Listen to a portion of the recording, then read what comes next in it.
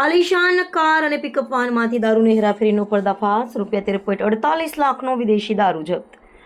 દારૂ રાજ્ય ઉત્પાદન શુલ્ક વિભાગે મોટી કાર્યવાહી કરતા આલિશાન કાર તેમજ ખાદ્ય પદાર્થોના નામે પિકઅપ વાનમાં કરવામાં આવતી ગેરકાયદેસર વિદેશી દારૂની હેરાફેરીનો પર્દાફાશ કર્યો છે।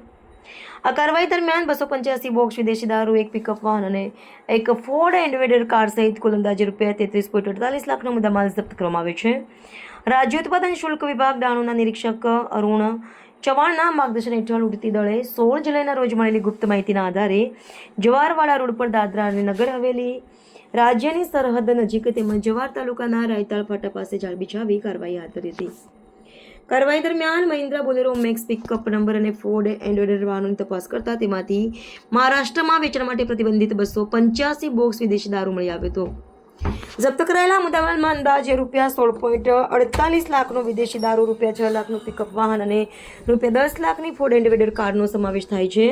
કુલ જપ્તીનું મૂલ્ય અંદાજે ₹33.48 લાખ હોવાનું અધિકારીઓએ જણાવ્યું છે। કાર્યવાહી રાજ્યના ઉત્પાદન શુલ્ક આયુક્ત ડોક્ટર રાજેશ દેશમુખ, આયુક્ત પ્રદીપ પવાર, કોંકણ વિભાગના ઉપાયુક્ત પ્રવીણ તાંબે અને અધિક્ષક અવિનાશ રાયના માર્ગદર્શન હેઠળ હાથ ધરવામાં આવી હતી।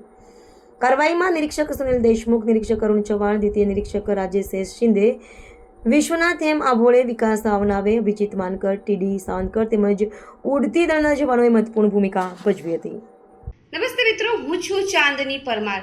આપની મનપસંદ ચેનલ એટલે કે દીવ મિરર ન્યૂઝ ચેનલને લાઈક કરો, શેર કરો અને ફોલો કરો, અને હા, તેમાં દરરોજ તાજા સમાચાર જોવાનું ભૂલશો નહીં। નમસ્કાર દર્શક મિત્રો, હું છું પાયલ બામભણિયા।